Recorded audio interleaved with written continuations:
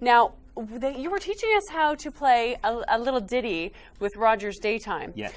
Now, I noticed that we all have different colors, and there's quite a variety of different colors here behind us. 8 different colors. 8 different colors. Yeah.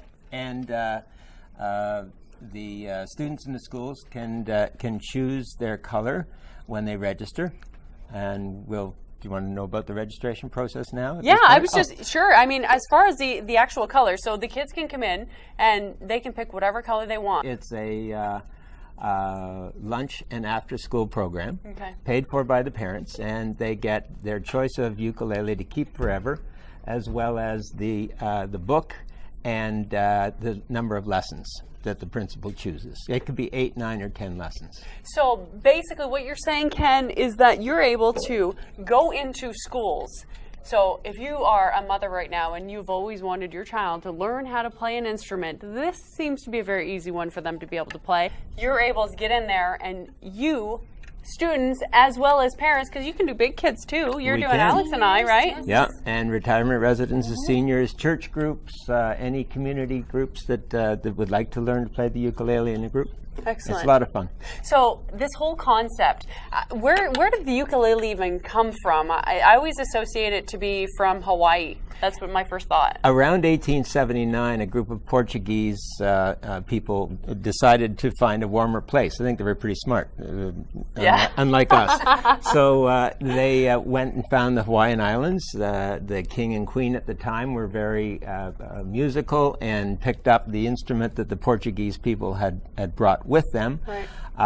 The king became very adept at it, and then the queen looked at his fingers jumping around and thought, that looks like a jumping flea that I have on my dog. Yeah. So they called it ukulele, and that's how the name came about. Which means jumping flea. In Hawaiian. That is amazing. And from then on, it became known as the Hawaiian instrument, but now all over the world, it's the most popular instrument, and according to the Guinness World Book of Records, the easiest to learn. And that's what I And the love. most fun, as we're finding. It is a lot of fun. Yes, it is. Because you're able to play one finger. Yeah, one finger Two, chords, right?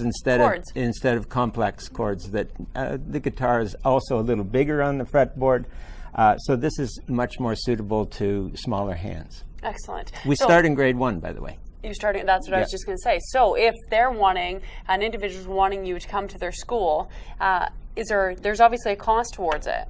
Yes. For example, the 8 lessons plus the ukulele in their color choice plus the book, which we have, and we personalize them all. That's $139.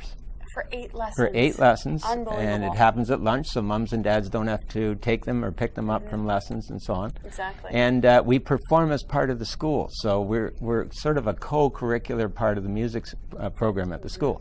I love to hear this because so many musical programs, athletic programs, artistic programs have been taken out of the school system. To see something going back, Ken, is really empowering for the children as well. Absolutely, and it's a great instrument to play on the way to the cottage. Absolutely, because it's easy to fit, right? It's in the car. That's right. very smart. It doesn't matter how packed, you can always put this on someone else's lap. Correct. So you were talking about the rest position, because you always just want to keep strumming it. So how would I rest my ukulele? Well, one of the things that we're very keen on is classroom management, because we want to have teachers like Sherry that have experience teaching groups of children, because it's quite different from the guitar player teacher who has a one-on-one. So if you have 20 children in front of you and you're trying to teach them something on the ukulele, you don't want them playing while you're instructing. Right. So we tell them that, and they're sitting on the floor cross-legged, and we tell them that they are going to put their ukuleles on their lap like this, not on the floor, because we don't want it damaged.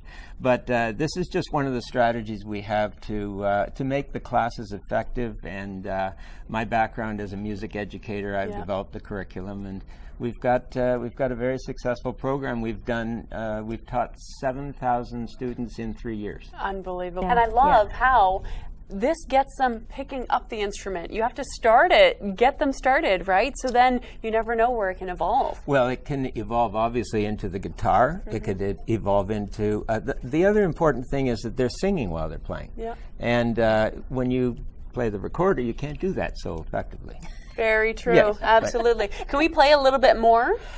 Sure, we Show me can. a little. So we're going to play the C chord, which is your third finger on the green dot there. All right. And we could play, as Sherry mentioned, SpongeBob SquarePants is a song that we teach them in the first class. So they go home after the first class with their brand new ukulele, their book, their With their pitch name pipe, on it. with their name on it.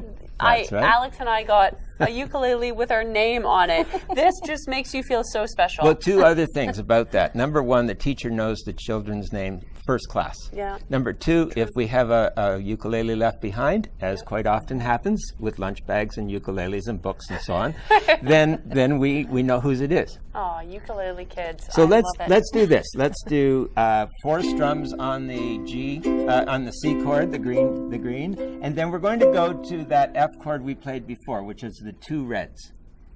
All right, do you remember that one? Mm-hmm. Good. All right, so 4 strums on green, and then we're going to say SpongeBob SquarePants, Okay. and then we're going to, while we say SpongeBob SquarePants, we're going to change to the red dots. Okay. That's the advantage. You have 4 beats to change your fingers. So Okay. you ready? Here we go. Ready, go. Who lives in a pineapple under the sea? SpongeBob SquarePants. Absorbent and porous and yellow as he. SpongeBob back to green. SquarePants. If nautical nonsense is something you wish. SpongeBob SquarePants. Then pop in the deck and flop like a fish. SpongeBob 12 greens. SquarePants. SpongeBob SquarePants. SpongeBob SquarePants. SpongeBob Square. Now, crazy F. SpongeBob Bob Square. Crazy green. Square. Ta-da! Ta-da! Oh, Ukulele Kids, what a wonderful program. If you would like it in your school, you just need to contact Ukulele Kids and get them involved, get them ready, get them playing some wonderful music.